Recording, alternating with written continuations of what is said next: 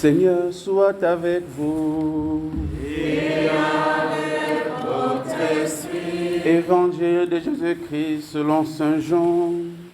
Gloire à toi, Seigneur.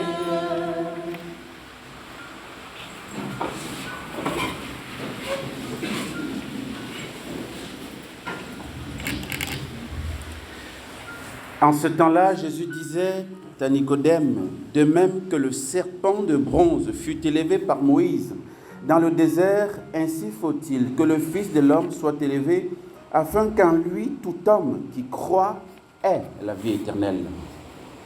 Car Dieu a tellement aimé le monde qu'il a donné son Fils unique, afin que quiconque croit en lui ne se perde pas, mais obtienne la vie éternelle.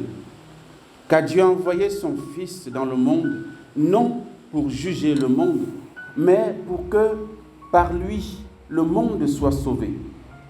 Celui qui croit en lui échappe au jugement. Celui qui ne croit pas est déjà jugé, du fait qu'il n'a pas cru au nom du Fils unique de Dieu. Et le jugement, le voici. La lumière est venue dans le monde, et les hommes ont préféré les ténèbres à la lumière parce que leurs œuvres étaient mauvaises. Celui qui fait le mal déteste la lumière, il ne vient pas à la lumière de peur que ses œuvres ne soient dénoncées.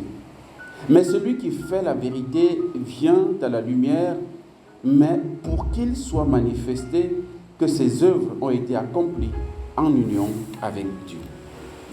Acclamons la parole de Dieu. Louange à toi, Seigneur Jésus.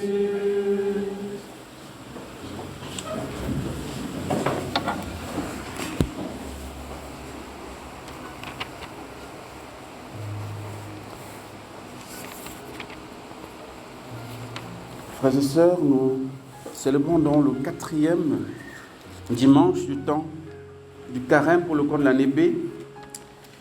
Et l'évangile d'aujourd'hui me donne le prétexte de parler avec vous d'une chose qui nous met en opposition parfois avec nos frères des autres églises et dont parfois nous avons de la peine à rendre compte de notre foi.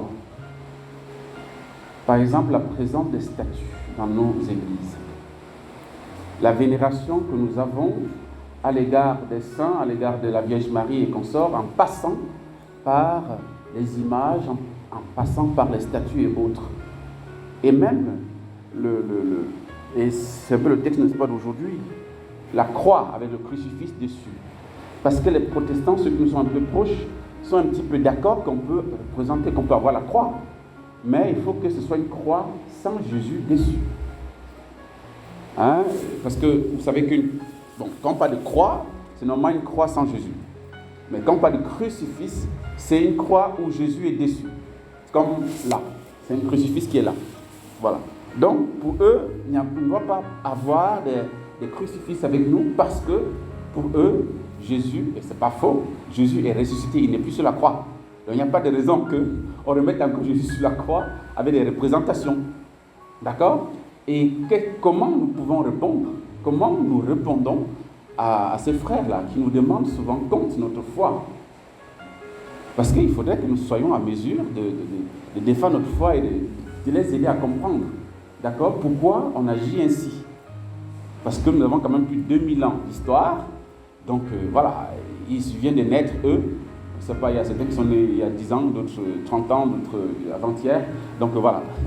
Est-ce qu'ils ont quelque chose à nous dire par rapport à notre foi? Bien sûr, ils ont à nous titiller parce que s'ils ne comprennent pas ce que nous faisons, voilà, ils ont le droit, d'accord, de nous bousculer. Et nous avons le devoir de rendre compte de notre foi. Alors, donc, il nous a dit à l'entame de l'évangile que Jésus dit, de même que le serpent de bronze fut élevé par Moïse dans le désert, ainsi faut-il que le Fils de l'homme soit élevé, afin qu'en lui tout homme qui croit ait la vie éternelle. Ce passage dont cite Jésus nous vient de Nombre. Nombre chapitre 21, le verset 9. Le micro là n'est pas très... Alors, ici, Dieu, avec son peuple au désert, est confronté bien sûr à leur récrimination.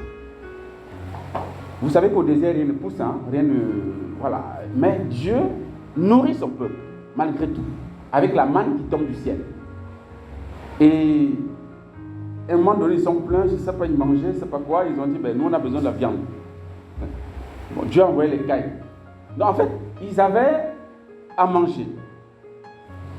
Et il se peut même que la nourriture, la manne qu'ils mangeaient, si tu veux que ça prenne le goût du haricot, ça prend le goût du haricot. C'est-à-dire que si tu veux que ça prenne le goût de, n'est-ce pas, la tchéké et tout ça, tout ce que vous voulez, ça prenait le goût. C'est ce que nous dit, n'est-ce pas, la Bible. Je ne sais pas, je n'étais pas là. Mais en tout cas, c'est ce qui est dit. Et donc, les gens sont, même avec ça, ils disent que non, nous on a besoin, on veut retourner en Égypte, parce que là, on avait les marmites d'oignons, de machins et tout ça. Bon, ils ont commencé à récrimer contre Dieu, mais quelle est cette nourriture que tu nous donnes chaque jour, c'est la même chose. Donc, Dieu a dit, ok, on va voir. Il a envoyé les serpents. Les serpents ont commencé à les mordre. Ils étaient en train de mourir. Vraiment, c'était grave. Et finalement, ils sont tournés vers lui. Ils ont dit, il faut dire à Dieu que ce qu'il nous donne là, c'est très bon. Hein, vraiment, c'est très bon. On s'est trompé en disant que ce n'était pas bon. Donc, vraiment, c'est très bon. Donc, s'il peut enlever les serpents, s'il peut enlever les serpents, s'il peut enlever, nous, on sera tranquille. Ça, Moïse se tourne vers Dieu et intercède. Et Dieu dit, je n'enlève pas les serpents. Hein, ça va rester là. Mais je te demande de fabriquer un serpent d'airain que tu vas mettre au-dessus d'un mat, c'est-à-dire, n'est-ce pas, d'un bâton que tu vas élever. Celui qui sera mordu, qu'il se tourne vers ce serpent d'airain et il sera sauvé. Bon, c'est quand même bizarre parce que dans Exode 20, lorsque Dieu donne les commandements à Moïse, au mont Sinaï, les 10 commandements, le premier commandement entre autres dit, tu n'auras pas d'autre Dieu devant moi. D'accord? Et il poursuit, tu ne te feras aucune image sculptée, rien qui ressemble à ce qui est dans les cieux, là-haut ou sur la terre, ici-bas ou dans les eaux, au-dessous de la terre. Tu ne te prosterneras pas devant ces dieux et tu ne les serviras pas, car moi, le Seigneur ton Dieu, je suis un Dieu jaloux, je punis la faute des pères, etc., etc. Voilà. Dieu, dans les 10 commandements, à partir du premier, a interdit qu'on puisse faire des images de tout ce qui existe sur la terre, dans les cieux et sous la mer, et dans la mer. C'est clair, non? Voilà.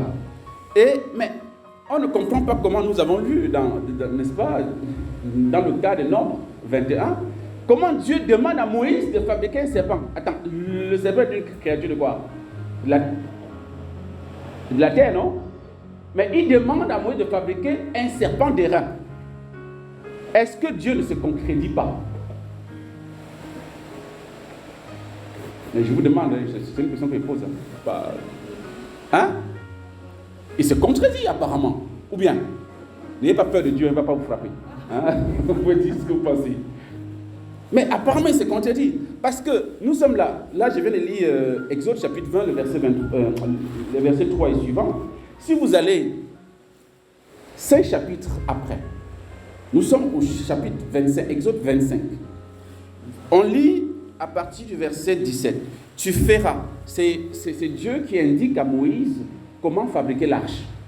Hein? Comment il doit fabriquer l'arche, n'est-ce pas, de rencontre ou bien, n'est-ce pas, d'alliance. Et il lui dit, tu feras aussi, à partir du verset 17, Exode 25, tu feras aussi un propitiatoire d'or pur, de 2 coudées et demi de long et d'1 coudée et demi de large. Tu feras 2 chérubins d'or repoussés. Tu les feras aux 2 extrémités du propitiatoire. Les chérubins représentent quoi? Les anges, non? Ce sont les anges. Dieu demande à Moïse de fabriquer les anges. Il a dit, ne faites aucune créature de ce qui est sur la terre, ni au ciel, ni, n'est-ce pas, dans la mer. Maintenant, il demande à Moïse de fabriquer des chérubins. Dieu se contredit ou pas?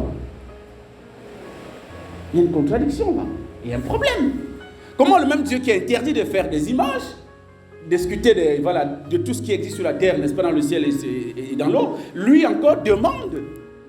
Il est le premier à demander à l'homme, à Moïse, de les fabriquer. Il y a un problème.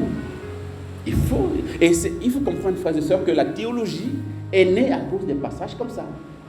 C'est-à-dire que la Bible, qui est parole de Dieu, évidemment, semble se contredire. Et donc, on essaie de dire, mais est-ce que Dieu se trompe? C'est quoi le problème? Mais puisque Dieu ne peut pas se tromper, puisqu'il est la vérité, il est Dieu, il est infaillible, c'est à nous de chercher à comprendre ce que ça veut dire. Qu'est-ce que Dieu veut dire derrière ça? Donc, sur ce point, n'ayez pas peur de dire que Dieu apparemment se trompe. Non, vous pouvez ajouter apparemment, parce que là, ça nuance un peu. D'accord? Parce que Dieu ne peut pas se tromper. La nuance est fondamentale. La nuance se trouve dans l'énoncé du commandement, du premier commandement. Il est dit, d'abord, tu n'auras pas d'autre Dieu. En fait, il commence d'abord par, Dieu prononça toutes ces paroles et dit, je suis le Seigneur ton Dieu qui t'ai fait sortir du pays d'Égypte, de la maison de servitude. Ensuite, tu n'auras pas d'autre Dieu. Dieu avec petit d. Au pluriel, tu n'auras pas d'autre Dieu devant moi. Autrement dit, Dieu interdit la reproduction des images, des créatures, si ces images vont être notre Dieu, vont remplacer Dieu dans notre vie. La nuance est fondamentale. Si tu fais une représentation, mais sans que cela soit une divinité pour toi, c'est-à-dire de manière à remplacer Dieu, il n'y a pas de souci. Puisque sinon, Dieu se contredirait, puisqu'il demande qu'on fabrique des chérubins. Il ne demande pas à moi de fabriquer des chérubins pour qu'on adore les chérubins. Non. Pour qu'ils jouent le rôle de protecteur, n'est-ce pas, de protecteur, n'est-ce pas, de l'arche. Autant comme il va demander à Moïse de fabriquer le serpent d'airain pour qu'il soit le signe du salut, qui viendra bien sûr de Dieu et non du serpent. Vous comprenez? Donc, la nuance est fondamentale. C'est plutôt, est-ce que nos statues, de la Vierge Marie, de Saint Joseph, etc., sont pour nous des dieux? Est-ce que les catholiques adorent les statues? C'est ça la véritable question. Et vous savez bien que c'est non. On n'adore pas les statues. On les respecte parce qu'elles représentent des personnes vivantes qui sont en Dieu, notamment la Vierge Marie et les saints. Amen. Comme la photo de papa et maman. Parce que ces gens qui parlent ont les photos à la maison. Quand vous voyez les grandes affaires de campagne évangélique qu'ils organisent, ils ont leurs photos en grandeur nature. Hein? Est-ce que leur représentation sur cette photo est une adoration, est une idole? Non. C'est au moment où vous transformez cette image en divinité, de manière à passer outre l'adoration du vrai Dieu, que ça devient une idole et donc un péché. Amen. Donc, frères et sœurs, nous devons être capables de défendre notre foi. Nous devons être capables de rendre compte de notre foi quand on nous demande raison de notre foi. Et nous devons comprendre que nous, même si on se met à genoux devant la statue, ça ne signifie pas qu'on adore la statue. Ça ne signifie pas qu'on adore l'image. Parce que se mettre à genoux est un signe de révérence, de respect. D'accord? Qui ne signifie pas de facto l'adoration. L'adoration, c'est un problème de cœur. Qu'est-ce que tu aimes le plus dans ta vie? C'est ça qui détermine ton idole ou ton Dieu. Si dans ton cœur tu aimes ton épouse plus que Dieu, ton épouse c'est ton Dieu. Et du coup tu deviens idolâtre. Et vice versa évidemment. Vous comprenez? Donc le fait de se mettre à genoux ne suffit pas. Moi je me souviens toujours de ce passage où Jésus à la résurrection, ça c'est dans Matthieu 28 si je ne me trompe pas, Jésus à la résurrection, il apparaît aux 11 et ils se mettent tous à genoux quand ils le voient. Mais le texte précise, et pourtant certains doutaient. Tous étaient à genoux. Hein. Donc autrement dit, c'est un acte n'est-ce pas, d'adoration, de reconnaissance. Mais dans leur cœur, en fait, il y avait certains qui étaient à genoux par suivisme. Bon, comme Pierre s'est mis à genoux, nous aussi on va faire comme lui. Bon, mais on ne croit pas trop que c'est lui. Vous comprenez? Donc on peut se mettre à genoux et n'est pas adoré. Vous comprenez ce que je veux dire? Donc ça veut dire que c'est dans le cœur. Qu'est-ce qui est premier dans ton cœur? C'est ça qui détermine ton Dieu. Voilà. Comme c'est assez clair, je le crois, hein? J'espère. Voilà, c'est bon. Et puis, maintenant, ça ne résout peut-être pas le problème de ceux qui pensent que il ne faut pas représenter Jésus encore en croix puisqu'il est ressuscité. Hein? Jésus est ressuscité, mais d'où vient encore que les catholiques continuent à le mettre en croix? C'est quoi ça? Avec vos histoires de chemin de croix et tout ça. Donc, ça dit que vous ne voulez pas sortir du vendredi saint, quoi. Mais c'est la parole de Dieu. Le mystère du Christ, depuis le berceau à Bethléem jusqu'à sa mort et sa résurrection, tout ça est moyen de salut. Ce que Jésus a vécu étant bébé concourt à mon salut. Donc la méditation de tous les événements, de toutes les étapes de Jésus participe de mon salut. Ce n'est pas que le vendredi saint est fini et terminé, donc on est dans la résurrection, on ne souffre plus. Non, je suis désolé. La souffrance, d'abord, nous tous, on en expérimente. Et quand on souffre, on se souvient qu'il y a quelqu'un qui a souffert avant nous, qui s'appelle Jésus-Christ. Amen. Et il faut aussi retenir que au 1er siècle de l'Église, il n'existe pas encore la Bible. La Bible existe dans l'état actuel à partir de la mi-4e siècle. La moitié, n'est-ce pas, du 4e siècle. Et donc, avant, il n'y avait pas de Bible. Mais comment on enseignait aux gens? Avec les images. Les apôtres dessinaient les scènes, n'est-ce pas, de la multiplication de pain, des noces de Cana, de Gethsémani, n'est-ce pas, la prédication de Christ. On dessinait pour former, pour catéchiser les fidèles. Et c'est comme ça que beaucoup ont cru en Christ et qui en sont morts, même martyrs, alors qu'ils n'ont jamais ouvert la Bible. Vous comprenez? Ils n'ont jamais rencontré la Bible, n'est-ce pas, sur le chemin. Mais à partir des images, on les a inculqué la foi et ils ont cru au Christ. Ils sont morts même pour lui.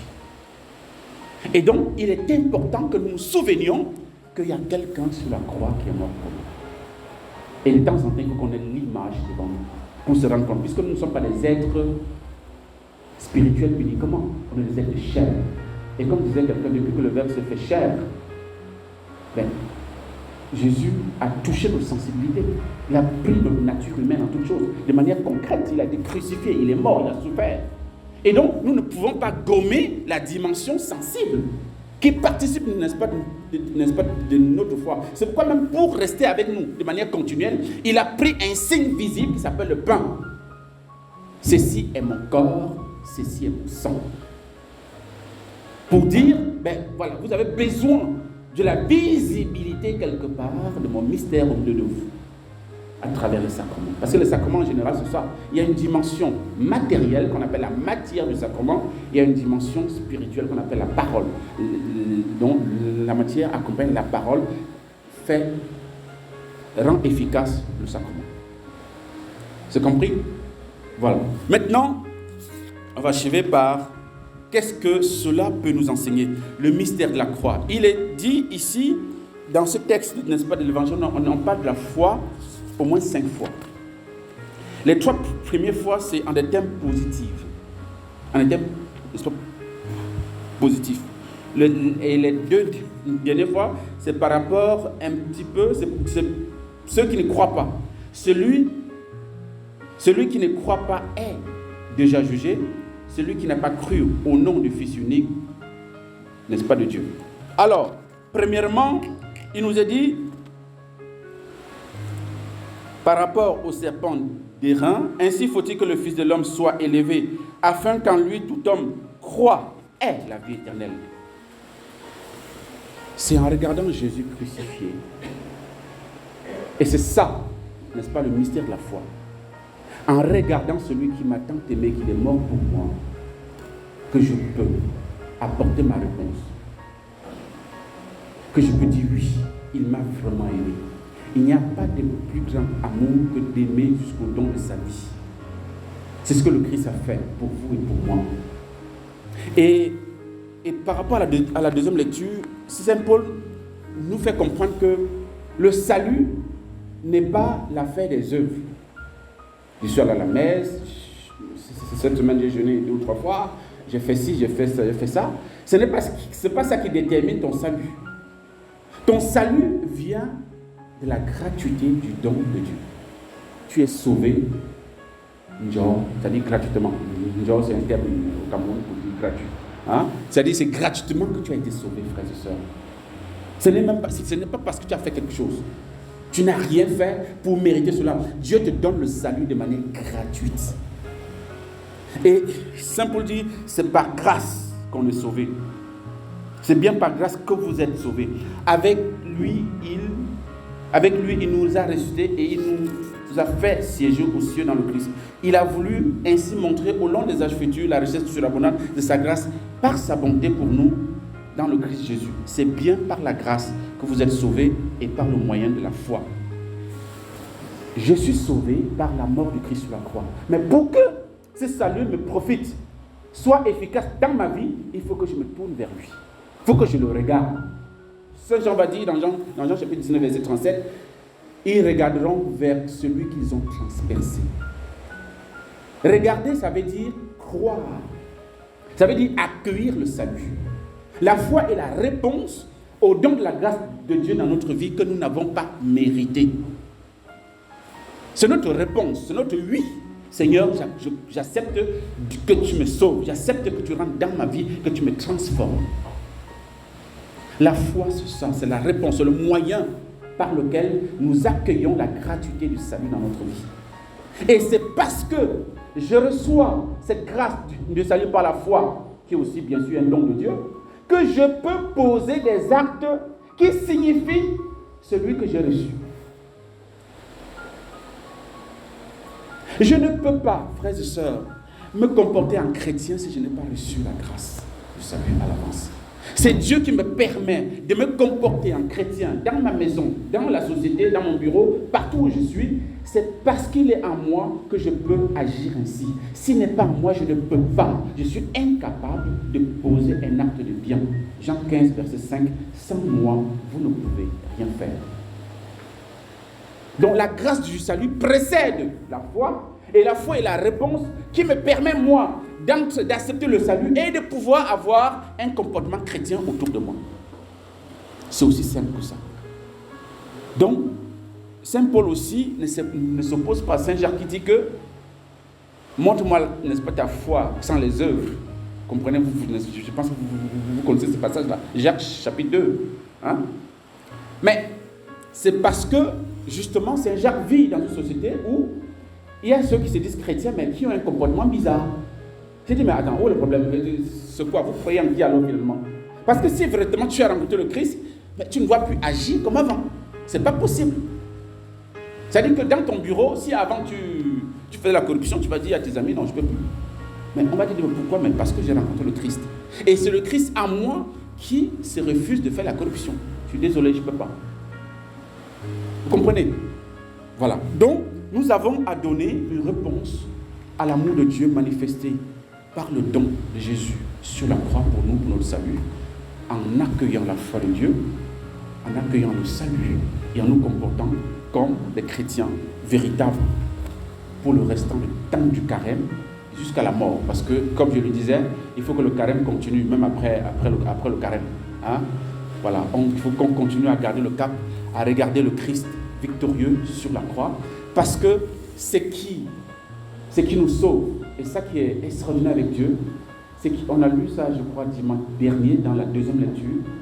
La croix est un scandale pour les Juifs, mais aussi une folie pour les Grecs, les païens. Mais pour les chrétiens, pour nous qui croyons en Christ, c'est notre salut.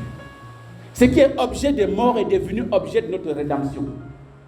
Le serpent d'airain qui donne la mort, en fabriquant un serpent mort, parce que fabriquer un serpent, c'est un serpent qui n'est pas animé, qui n'est pas vivant, en le regardant, tu as le salut. Et ça préfigurait le mystère de la croix, qui permet à l'homme, à vous et moi aujourd'hui, en regardant le Christ en croix, je reçois l'effusion du salut. Son cœur transpercé, fait couler sur le monde et sur moi le sang et l'eau qui donnent la vie. Que, à travers cette Eucharistie, qui est l'actualisation du mystère de la croix, s'accomplisse ce salut dans notre vie. Que le Seigneur nous renouvelle. Que le Seigneur, à travers cette Eucharistie, vraiment nous renouvelle, nous sanctifie, nous purifie, nous donne de passer de la malédiction à la bénédiction, de la mort à la vie. Amen.